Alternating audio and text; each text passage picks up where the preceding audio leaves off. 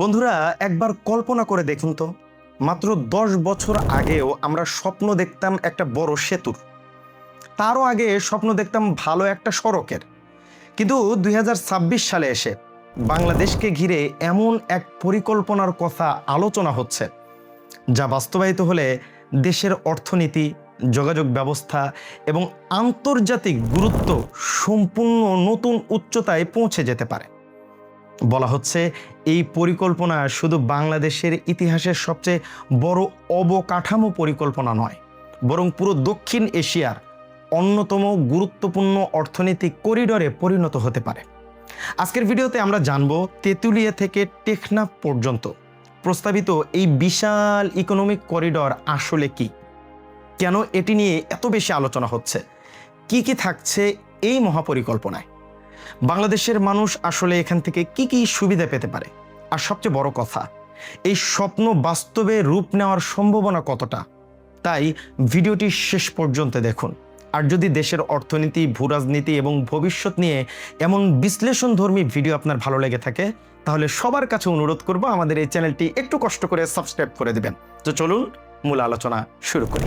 বাংলাদেশের উত্তর প্রান্ত তেঁতুলিয়া থেকে দক্ষিণ টেকনাফ পর্যন্ত প্রায় পুরো দেশটাকে একটা আধুনিক অর্থনৈতিক করিডরের মাধ্যমে যুক্ত করার ধারণা নতুন নয়, তবে সাম্প্রতিক সময়ে এটি নিয়ে আলোচনা অনেক বেশি বেড়ে গেছে।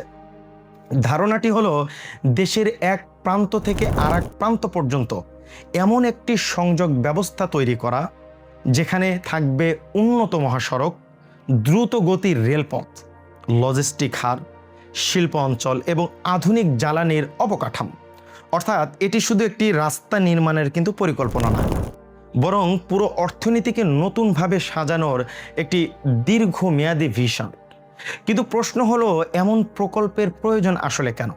আসলে বর্তমান বিশ্বের অর্থনৈতিক সবচেয়ে বড় শক্তি হলো দ্রুত যোগাযোগ। যে দেশ যত দ্রুত পণ্য পরিবহন করতে পারে, তার ব্যবসা বাণিজ্য তত বেশি প্রতিযোগিতামূলক হয়। বাংলাদেশের ক্ষেত্রেও একই বিষয়টা প্রযোজ্য।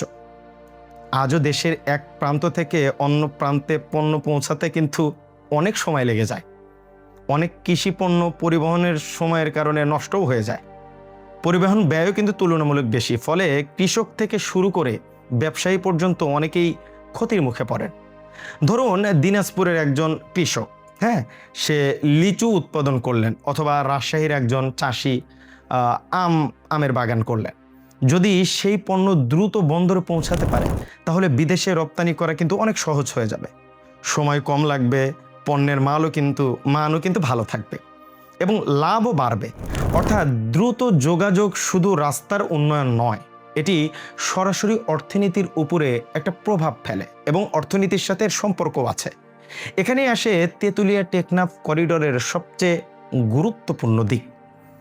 বাংলাদেশের ভৌগোলিক অবস্থান পৃথিবীর অন্যতম কৌশলগত অবস্থানগুলোর কিন্তু একটা। আমাদের উত্তরে ভারত, দক্ষিণে ভুটান এবং চীনের বাজার, পূর্ব দিকে রয়েছে মিয়ানমার হয়ে দক্ষিণ পূর্ব এশিয়ার বিশাল আইসান অঞ্চল। এই অবস্থানকে কাজে লাগিয়ে বাংলাদেশ যদি আঞ্চলিক বাণিজ্যের একটি কেন্দ্র হয়ে উঠতে পারে, তবে ভবিষ্যতে দেশের অর্থনীতিতে বড় ধরনের পরিবর্তন আসতে পারে। অনেক বিশ্লেষকদের মতে ভবিষ্যতের প্রতিযোগিতা শুধু উৎপাদনে নয়, বরং সরবরাহ ব্যবস্থাও। যে দেশ দ্রুত পণ্য পরিবহন করতে পারবে, সেই দেশ বিনিয়োগে আকর্ষণও তত বেশি কাটতে পারবে। তাই এখন বিশ্বের বিভিন্ন দেশ অর্থনৈতিক করিডর গড়ে তোলা হচ্ছে। চীন করছে, ভারতও করছে, মধ্যপ্রাচ্যের বিভিন্ন দেশও কিন্তু এটা করে ফেলাইছে। বাংলাদেশও সেই ধারার অংশ হওয়ার চেষ্টা করতেছে। এই করিডর ঘিরে আরেকটি বড় পরিকল্পনা হলো শিল্পায়ন। কারণ শুধু কৃষিপণ্য উৎপাদন করে দীর্ঘমেয়াদে অর্থনীতির শক্তিকে ধরে রাখা বা অর্থনীতির শক্তিতে পরিণত হওয়া অনেকটা কঠিন। প্রয়োজনে সেই পণ্যকে আরো মূল্যবান পণ্যে রূপান্তরিত করা। উদাহরণ হিসেবে ধরা যায় আলু, টমেটো কিংবা অন্যান্য কৃষিপণ্য। যদি এইসব পণ্যের পাশে প্রসেসিং শিল্প গড়ে ওঠে, তাহলে একই পণ্য থেকে কয়েক গুণ বেশি আয় করা সম্ভব। ফলে নতুন কারখানা, নতুন কর্মসংস্থান এবং নতুন অর্থনৈতিক কর্মকাণ্ড সৃষ্টি হতে পারে। তবে বাস্তবতার কথা বলতেও কিন্তু হবে, শুধু এগুলো বললে হবে না। এত বড় পরিকল্পনা শুনতে যত সহজ, বাস্তবায়ন করা কিন্তু ততটাই কঠিন। প্রয়োজন বিপুল অর্থ, দক্ষ ব্যবস্থাপনা, দীর্ঘমেয়াদী রাজনৈতিক স্থিতিশীলতা এবং সবচেয়ে গুরুত্বপূর্ণ বিষয় হলো স্বচ্ছতা। সেটা বাংলাদেশে আছে, কারণ বিশ্বের অনেক দেশই বড় বড় প্রকল্প পরিকল্পনার কাগজের দারুণ কাজ দেখালে বাংলাদেশ কিন্তু বাস্তবে কোনো বড় কাজ করতে গিয়ে সফল খুব একটা কমই হয়েছে, কারণ দুর্নীতি এখানে বেশি হয়। অন্যান্য দেশে কিন্তু হিমশিম খায় গেছে এই করিডোর করতে। তাই এই প্রকল্পের ক্ষেত্রেও সবচেয়ে বড় পরীক্ষা হবে বাস্তবায়ন। সব মিলিয়ে তেঁতুলিয়া টেকনাফ করিডোরের ধারণা বাংলাদেশের সামনে একটি বড় সম্ভাবনার ছবি। এটা সম্ভাবনার প্রতীক হিসেবে আমাদের সামনে তুলে ধরে। এটি সফল হলে শুধু যোগাযোগ ব্যবস্থা বদলাবে না, বদলে যেতে পারে শিল্প, বাণিজ্য, কর্মসংস্থান এবং বাংলাদেশের আন্তর্জাতিক গুরুত্ব। আন্তর্জাতিকভাবে বাংলাদেশকে মানুষ ভালোভাবে দেখবে।